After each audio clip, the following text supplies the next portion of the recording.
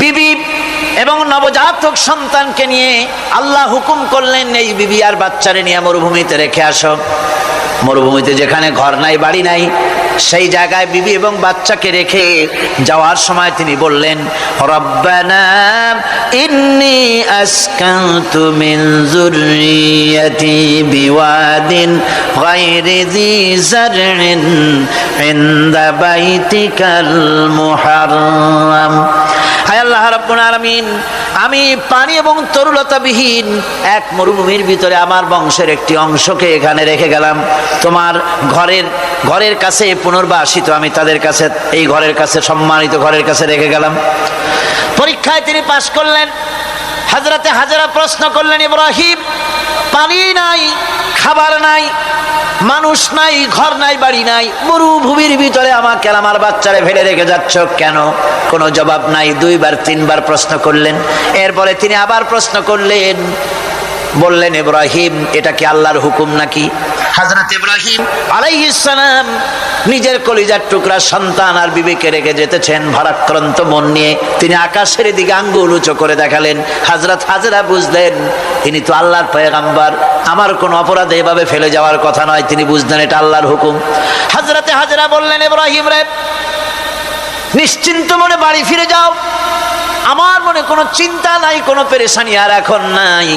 আল্লাহর হুকুমেই যদি আমাকে এই মরুভূমির ভিতরে ফেলে যেয়ে থাকো, তাহলে আমি ওই আল্লাহর প্রতি এতটা ভরসা রাখি যে এই মরুভূমির ভিতরে জল পানি শূন্য, খাদ্য শূন্য জায়গায় আমি আমার বাচ্চাকে আল্লাহ রব্বুল আলামিন না খাওয়াইয়া মারবেন না। দ্বিতীয় পরীক্ষায় পাশ করল। 3 নম্বরে পরীক্ষা হলো, সন্তান বড় হয়ে গেছে, বুদ্ধি হয়েছে, দৌড়াতে পারে। আল্লাহ রাব্বুল আলামিন হুকুম করলেন, ছেলেকে জবাহ করো। কত বড় আগুনের পরীক্ষা!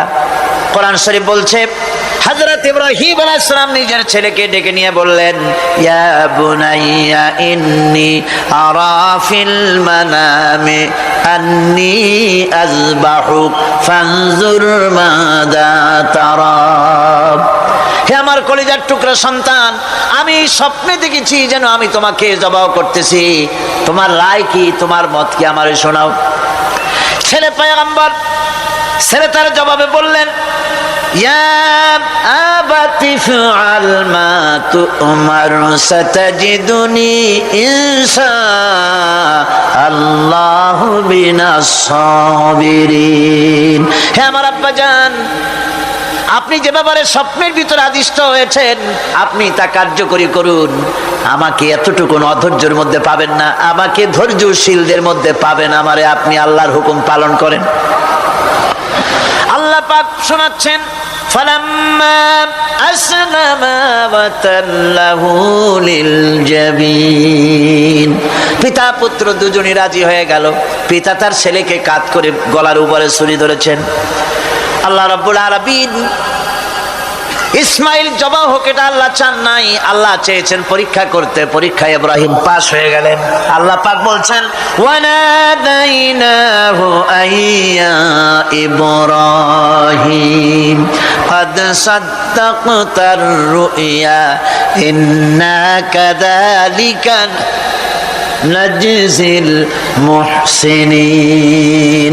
আমি ইব্রাহিমকে ডেকে বললাম, ইব্রাহিম, তুমি তোমার স্বপ্নকে বাস্তবে রূপ দিয়েছো, আর এভাবেই করি আমি মুহসিনিনদেরকে পুরস্কৃত করে থাকি। আল্লাহ পাক খুশি হলেন। আল্লাহ পাক বললেন, ইন্না হাযা লাবালাউল মুবিন। নিঃসন্দেহে এটি একটি বিরাট পরীক্ষা ছিল। ঠিক কি লাগান? আল্লাহ নিজে বলছেন এটা একটি বিরাট পরীক্ষা, আজিম ইমতিহান। সে ইমতিহানে তিনি পাশ করলেন। পরীক্ষায় উত্তীর্ণ হওয়ার জন্য রব্বুল আলামিন পুরস্কার দিয়া দিলেন। আল্লাহ পাক বললেন, সালামুন আলা ইব্রাহিম। পড়েন সবাই, সালামুন আলা ইব্রাহিম। ইব্রাহিমের প্রতি আল্লাহ পাক বললেন, ইব্রাহিমের প্রতি সালাম রইল। সুবহানাল্লাহি ওয়া বিহামদিহি। ইবাদত এর আনুগত্যের এই উৎকৃষ্ট দৃষ্টান্ত স্থাপনের পর আল্লাহ পাক তার গোটা বিশ্বের মুসলমানদেরকে কিয়ামত পর্যন্ত ইব্রাহিম আলাইহিস সালামকে জাতির পিতা বানায়া দিলেন। সুবহানাল্লাহ কইতে ইচ্ছা করে না? এরকমের পরীক্ষা কোন পিতারা দিতে পারছে নাকি? গোটা বিশ্বের সমস্ত মানব মণ্ডলীর জন্য আল্লাহ পাক ইব্রাহিম আলাইহিস সালামকে কিয়ামত পর্যন্ত জাতির পিতা হিসাবে ঘোষণা করেছেন। সুবহান। মিল্লাতা বিকুম ইব্রাহিম হুয়া সাম্মাকুমুল মুসলিমিন। তোমরা তোমাদের পিতা ইব্রাহিমের মিল্লাতের উপর প্রতিষ্ঠিত হও। আল্লাহ পাক বলছেন তোমাদের পিতা ইব্রাহিমের মিল্লাতের উপর প্রতিষ্ঠিত হও। ক্বালু কুনু হুদান আও নাসারা তাহতাদু কুল বাল মিল্লাতা ইব্রাহিম হানিফা ওয়া মা কানা মিনাল মুশরিকিন। ইহুদিরা বলে ইহুদি হও তবেই তোমরা সঠিক পথ পাবা, খ্রিস্টানের বলে খ্রিস্টান হও তবেই তোমরা সঠিক পথ প্রাপ্ত হবে। আল্লাহ পাক বলছেন এদের সকলকে বলে দাও বরং তোমরা সব পরিত্যাগ করে মিল্লাতে ইব্রাহিমের ভিতরে শামিল হয়ে যাও। এটাই মুক্তির পথ, এটাই নাজাতের পথ, এটাই আল্লাহর পথ। সুবহানাল্লাহি বিহামদি। সুতরাং আমাদেরকে ইবাদতের নমুনা হিসেবে ইব্রাহিম আলাইহিস সালামকেও মানদণ্ড হিসেবে দেখতে হবে যে কিভাবে তিনি সারেন্ডার করেছিলেন আল্লাহ পাকের দরবারে। এখন আমি আপনাদের সামনে বলতে চাই, মানুষের জীবনে সবচাইতে বড় দুটি চাহিদা আছে, একটা হচ্ছে খাদ্য আর একটা হচ্ছে নিরাপত্তা। একটা খাদ্য আর একটা কি? নিরাপত্তা। পেট ভরে খাইতে চাই আর চোর ডাকাতের উপদ্রব থেকে নিরাপত্তা পেতে চাই। আইন শৃঙ্খলা পরিস্থিতির উপরে যখন পার্লামেন্টে আলোচনা হচ্ছিল আমি তখন বলেছি, মাননীয় স্পিকার, আমার দেশের সাধারণ ভোটারদের বড় কোনো আশা আকাঙ্ক্ষা নাই। তারা কোনোদিন বলে না যে আমাদের গুলশানে বাড়ি দিতে হবে সকলের, আমাদেরকে মঙ্গল গ্রহে অফিস বানায় দিতে হবে, 5-এরও গাড়ি দিতে হবে, এগুলি তারা দাবি করে না। যারা ভোট দেয়, কষ্ট করে, মিছিল করে, এই সাধারণ জনগণের দাবি হচ্ছে মিনিমাম দাবি, খুবই কম। তাদের দাবি হলো মোটা সুতার কাপড় চাই ইজ্জত ঢাকার জন্য, পেট ভরে খেতে চাই, পোলাও কোরমা বিরিয়ানির দরকার নাই, আর আশ্রয়ের জন্য ছোট্ট একটু ঘর চাই, চোর ডাকাতের উপদ্রব থেকে নিরাপত্তা চাই। কথা ঠিক কিনা? আমি বললাম, স্পিকার সাহেব, আজ পর্যন্ত যতগুলি গভর্নমেন্ট এসেছে বাংলাদেশে, প্রত্যেকটি গভর্নমেন্ট আমার দেশের জনগণের এই ন্যূনতম দাবি, এই আশা পূরণ করতে ব্যর্থতার পরিচয় দিয়েছে। কেউ পারে নাই। যারাই গেছে তারাই তাদের নিজেদের আখের গোছাবার চেষ্টা করেছে। সব নিজেকে নিয়ে ব্যস্ত, নিজের লোকদের নিয়ে ব্যস্ত, জনগণ নিয়ে চিন্তা নাই। সুতরাং মানুষের চাহিদা হচ্ছে খাদ্য আর নিরাপত্তা। আমরা কি খাদ্য আর নিরাপত্তা সত্যি কি চাই? চাই। খাদ্য যদি চাই ক্ষুধার সময়, নিরাপত্তা যদি চাই ভীতির সময়, আল্লাহ রাব্বুল আলামিন বলেন কোন গভর্নমেন্ট দিতে পারবে না, দুনিয়ায় কেউ দিতে পারে নাই, পারবেও না। ক্ষুধার সময় যদি খাদ্য চাও, ভীতির সময় যদি নিরাপত্তা লাভ করতে চাও, তাহলে ফালইয়াবুদু রাব্ব হাযাল বাইত, এই ঘরের মালিকের ইবাদত কর। কোন ঘর? কাবা ঘর। বলেন কোন ঘর? কাবা ঘর। কাবা শরীফের মালিকের ইবাদত কর। তাহলে কি হবে? আল্লাযী আত'আমাহুম মিন জু'in ওয়া আমানাহুম মিন খাউফ। এই ঘরের মালিকের ইবাদত যদি করো, তাহলে ক্ষুধার সময় তিনি তোমাদেরকে খেতে দিবেন, আর ভীতির সময় তিনি তোমাদের নিরাপত্তা দান করবেন। এ ওয়াদা কার? চিল্লায় বলেন ওয়াদা কার? আল্লাহ পাকের কাছে মানুষের শ্রেষ্ঠ দাবিটা আল্লাহ নিজেই শিখাই দিয়েছেন। আমার কাছে দাবি কর, ইহদিনাস সিরাতাল মুস্তাকিম। আয় আল্লাহ, একটা সোজা, একটা সরল রাস্তা আমারে দাও, একটা সহজ পথ আমারে দাও। এই কথা সূরা ফাতিহা দাবি করার পর আল্লাহ রাব্বুল আলামিন এই অভিনন্দনের জবাবে, 7টা বাক্যের অভিনন্দনের জবাবে আল্লাহ রাব্বুল আলামিন 30 পারা কোরআন শরীফ নাজিল করে দিলেন। সূরা ফাতিহার এই সওয়ালের জবাবে আল্লাহ পাক বললেন, ওয়া আনি'বুদুনি হাদা সিরাতুম মুস্তাকিম। সোজা রাস্তা চাও, আমার গোলামি করো, ইবাদত করো। সব জায়গায় ইবাদত, গোলামি করাই লাগবে। আমার কাছে সোজা রাস্তা চাও, সোজা রাস্তা হলো আমার গোলামি করা। কার গোলামি? বেহেশতে যেতে চান? আমি আস্তে জিগাইলাম বলে আপনারও আস্তে জবাব দিলেন। বেহেশতে যেতে চান? সুবহানাল্লাহ। এমন কোন মানুষ আছে নাকি যে বেহেশতে যেতে চায় না, মদ খোরও যাইতে চায়? সবাই, আমরা সবাই বেহেশতের আশা করি, ঠিক কিনা? আল্লাহ রাব্বুল আলামিন বলেন, বেহেশতে যদি যেতে চাও তাহলেও ইবাদত করা লাগবে, ইবাদত ছাড়া জান্নাতে যাওয়া যাবে না। ফাদখুলি ফি ইবাদি ওয়াদখুলি জান্নাতি। সর্বপ্রথম আমার বান্দার মধ্যে দাখিল হয়ে যা, আমার গোলামির মধ্যে দাখিল হওয়া, আমার গোলাম হয়, এরপরে আমার জান্নাতে চলে যা। আগে গোলাম হবি, তারপরে কোথায় যাবি? জান্নাতে যাবে। আগে গোলাম হ, আগে গোলামির খাতায় নাম লেখা, আগে সত্যিকারের আমার বান্দা হ, গোলাম, এরপরে জান্নাতে যাওয়া যাবে। জান্নাতে যাইয়া আল্লাহর সাথে কি দেখা করতে চাই? আল্লাহর সাথে দেখা করতে চাই।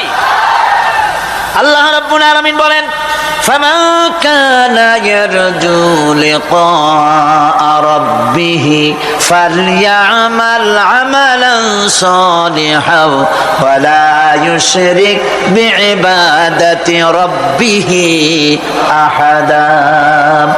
তোমাদের মধ্যে যদি কেউ আল্লাহর সঙ্গে, তার রবের সঙ্গে যদি কেউ দেখা করতে চায়, তাহলে সে যেন ভালো ভালো কাজ করে, নেক কাজ করে, আর তোমার রবের সাথে অর্থাৎ আল্লাহ রাব্বুল আলামিনের সাথে ইবাদতের মধ্যে যেন কাউকে শরীক না করে।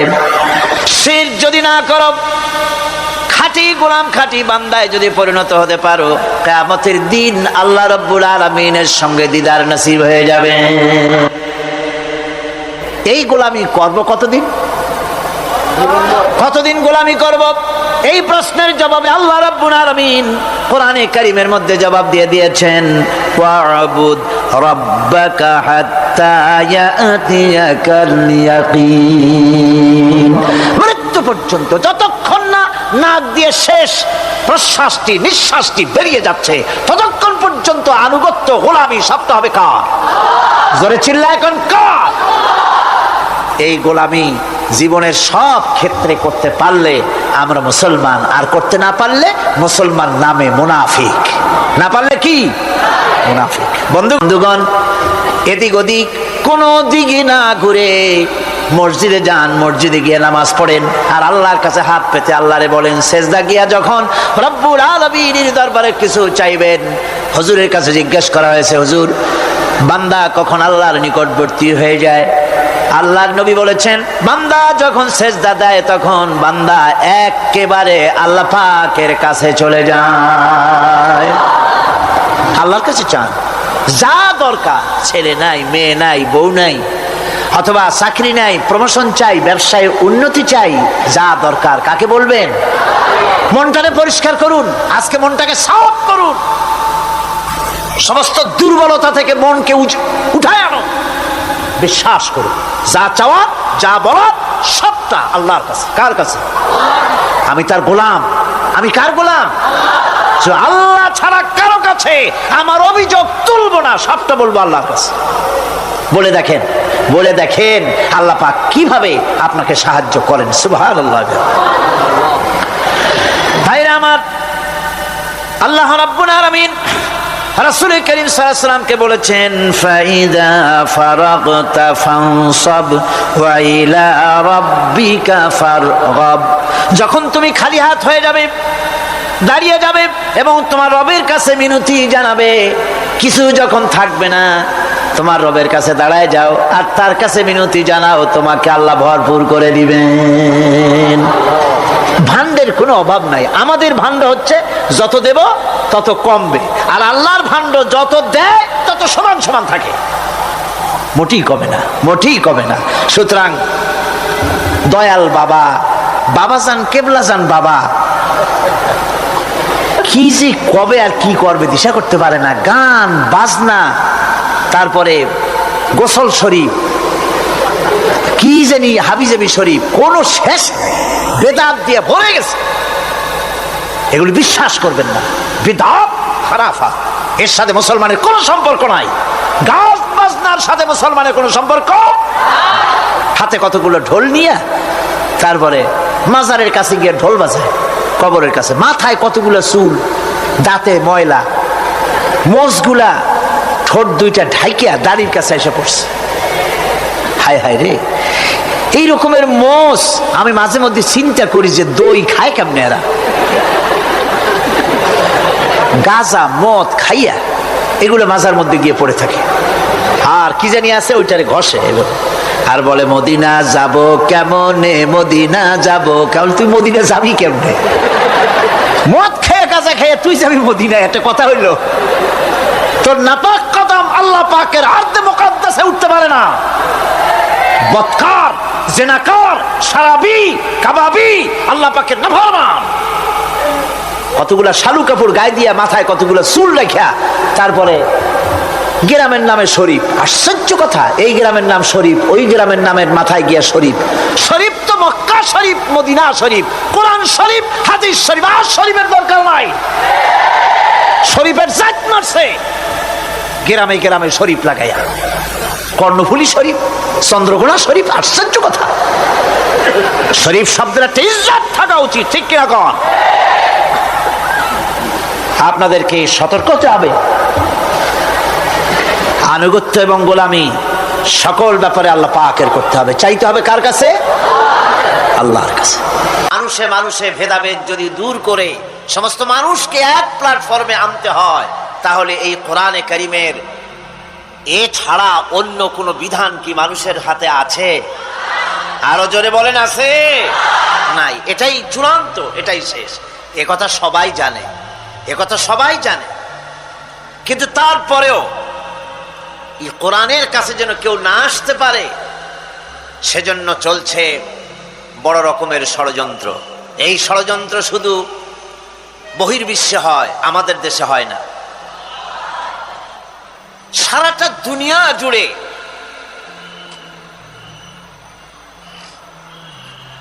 ইহুদি, নাসারা, মুশরিক, মুরতাদ, নাস্তিক ঐক্যবদ্ধভাবে যে জিনিসটাকে বাধা দিতে চেষ্টা করে, সেটার নাম হচ্ছে আল কোরআন, সেটার নাম হচ্ছে আল ইসলাম। বাধা দেওয়ার বিভিন্ন পদ্ধতি রয়েছে, সেই সব পদ্ধতিতে তারা বাধা দিচ্ছে। কারণ কি? কারণ ছিল সমাজতন্ত্রের ধস নামার পর মানুষের বাঁচার আর কোনো পথ ছিল না। নির্যাতিত, নিগৃহীত, মজলুম জনতার বাঁচার পথ ছিল ইসলাম। সেই ইসলামের দিকে যাতে না আসতে পারে, সেজন্যে প্রচেষ্টা চালানো হলো। এই প্রচেষ্টার জন্য তারা ব্যবহার করেছে মিডিয়া, প্রচার মিডিয়া। আমি অত্যন্ত বেদনার সাথে বলছি, বিশেষ করে সাংবাদিক বন্ধুদের উদ্দেশ্যে, মুসলমান সাংবাদিক, আলহামদুলিল্লাহ বেশ কিছু সাংবাদিকরা প্রতিদিন আসেন এবং স্থানীয় পত্রিকায় এত বড় বিশাল মাহফিলের রিপোর্ট তারা দেন, কষ্ট করে বসেন, রিপোর্ট দেন, রাত জাগেন। আল্লাহ পাক ওনাদেরকে কোরআন বোঝার, কোরআনের খাদেম হওয়ার তৌফিক দান করুন।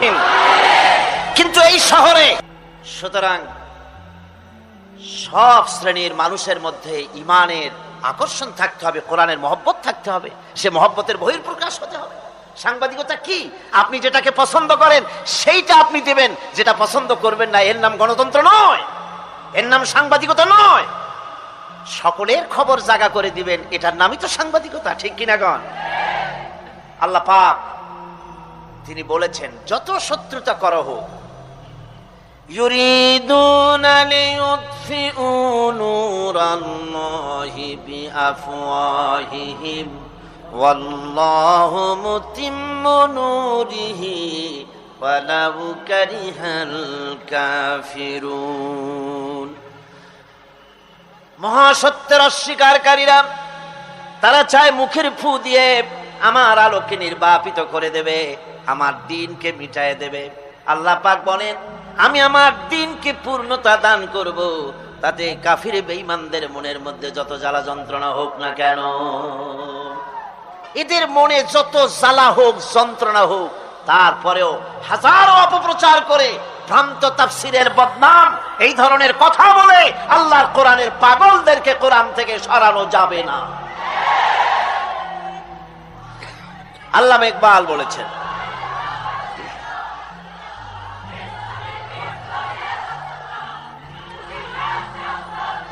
আল্লামা ইকবাল বলছেন, সতীজা কর রহা হে अज़ल से ता इमरोज़, सतीजा का रहा है अज़ल से ता इमरोज़, चरागे मुस्तफ़ा भी से शरारे बुलहबीस। मुस्तफ़ा सल्लल्लाहु अलैहि वसल्लमेर টিম টিম করে জ্বলা চারাগের সঙ্গে বিরোধিতা করে আসছে আবু জেহেল, আবু লাহাবরা শিয়াবাহমান কাল থেকে।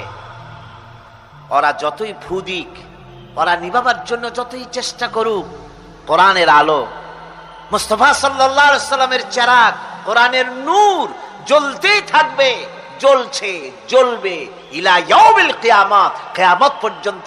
নিভাতে যারা আসবে ওরা জ্বলে পুড়ে ভস্ম হয়ে যাবে, কোরআনের কিছুই করতে পারবে না।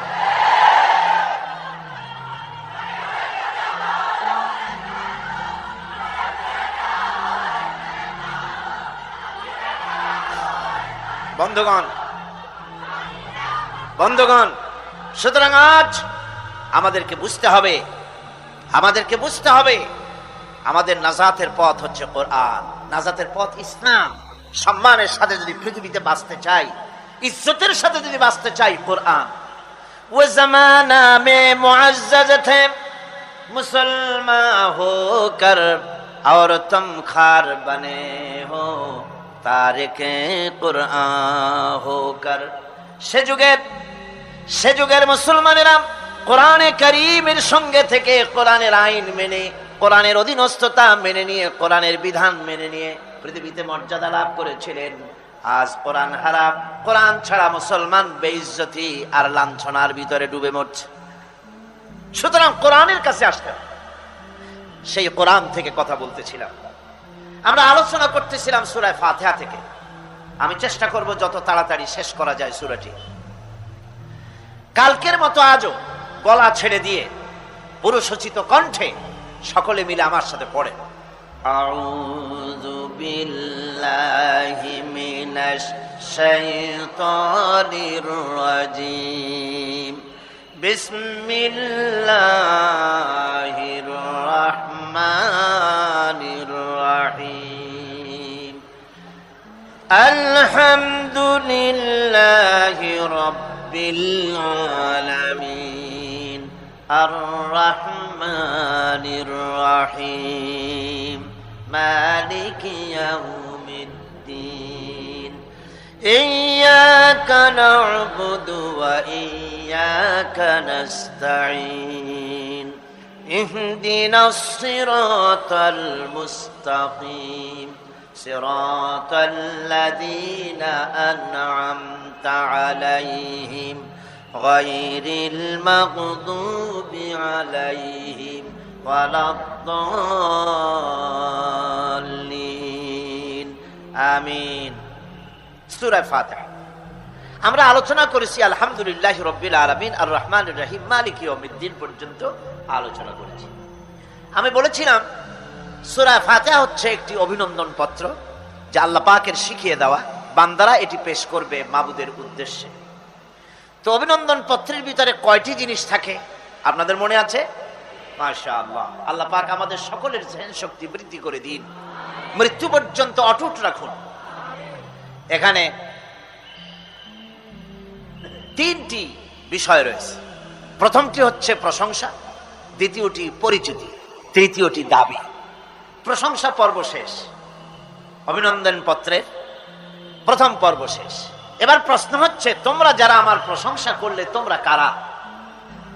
জবাবে আমরা বলছি, ইয়্যাকা না'বুদু ওয়া ইয়্যাকা নাস্তাঈন।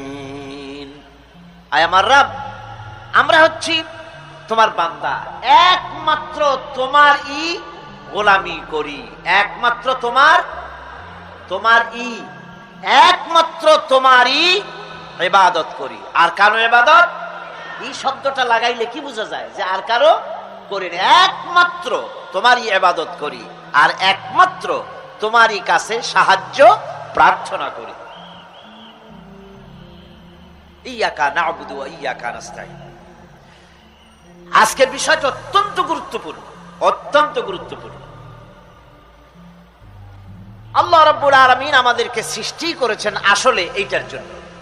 সৃষ্টি করেছেন কিসের জন্য? কোরআনে কারীমের মধ্যে আল্লাহ রাব্বুল আলামিন বলেন, ওয়া মা খালাকতুল জিন্না ওয়াল ইনসা ইল্লা লিয়াবুদুন। আমি মানুষ এবং জিনকে সৃষ্টি করেছি শুধুমাত্র আমার ইবাদতের জন্য, আমার গোলামির জন্য, আমার আনুগত্যের জন্য। এই ইবাদত একটি ব্যাপক অর্থবোধক শব্দ। আমরা যদি ইবাদতটা নাই বুঝি, তা আমাদের মানব জন্ম হবে বৃথা।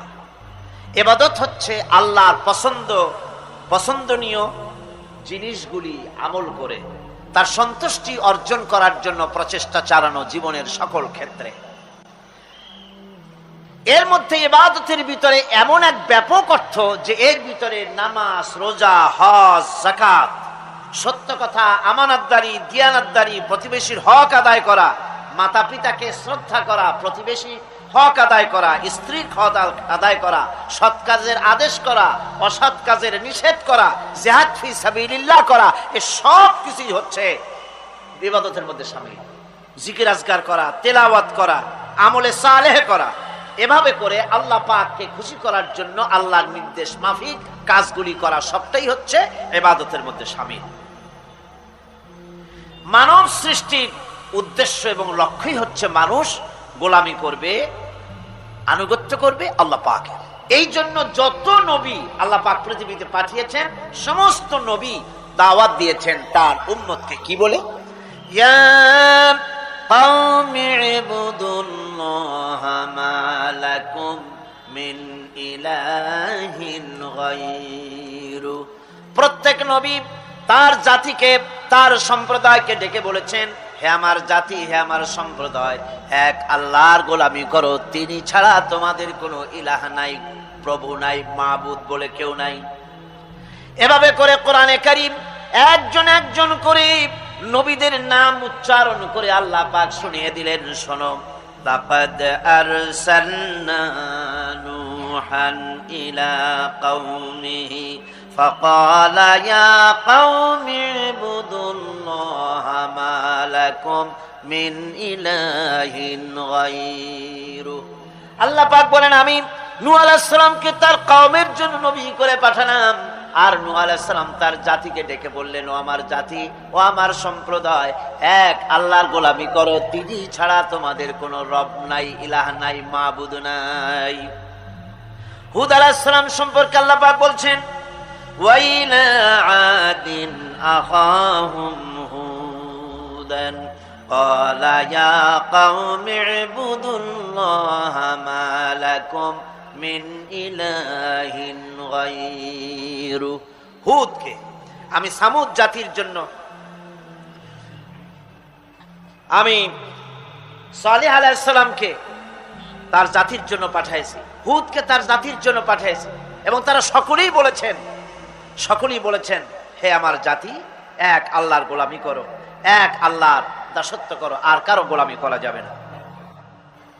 আল্লাহ পাক এরপরে বলেন, শুধু নূহ, শুধু হুদ, শুধু সালেহ আর শুআয়ব নয়, শুধু মুসা আর ঈসা নয়, ওয়ালাকাদ বা'আসনা ফি কুল্লি উম্মাতির রাসূলা আন ইবুদুল্লাহা ওয়াজতানিবুত তাগুত।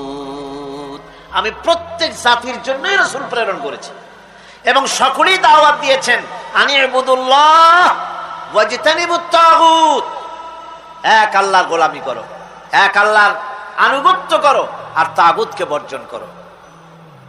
তাগুত হচ্ছে সেই শক্তি যে শক্তি শুধু নিজেই আল্লাহর আইন অমান্য করে না, অন্যদেরকেও অমান্য করতে বাধ্য করে। তাকে কি বলা হয়? কোরআনে কারীম বলছি, ওয়ামা আরসালনা মিন ক্বাবলিকা মির রাসূলিন ইল্লা নূহি ইলাইহি আন্নাহু লা ইলাহা ইল্লা আনা ফা'বুদুন। আল্লাহ পাক বলছেন, হে নবী, তোমার পূর্বে এই পৃথিবীতে আমি যাদেরকে পাঠিয়েছি তাদের সকলের প্রতি আমি এই ওহী অবতীর্ণ করেছিলাম যে তারা তার জাতিকে বলবে লা ইলাহা ইল্লা, লা ইলাহা ইল্লা আনা, আমি ছাড়া কোনো ইলাহ নাই, অর্থাৎ আল্লাহ ছাড়া কোনো ইলাহ নাই। এই কথাটা নবীরা সকল জাতির কাছে তারা বলবে, এই বলে ওহী নাজিল করেছে। এবং তারা বলবে একমাত্র আল্লাহ পাকের গোলামি, তার আনুগত্য জীবনের সকল ক্ষেত্রে করতে হবে, তিনি ছাড়া কোনো ইলাহ নাই, এটাকে বিশ্বাস করতে হবে।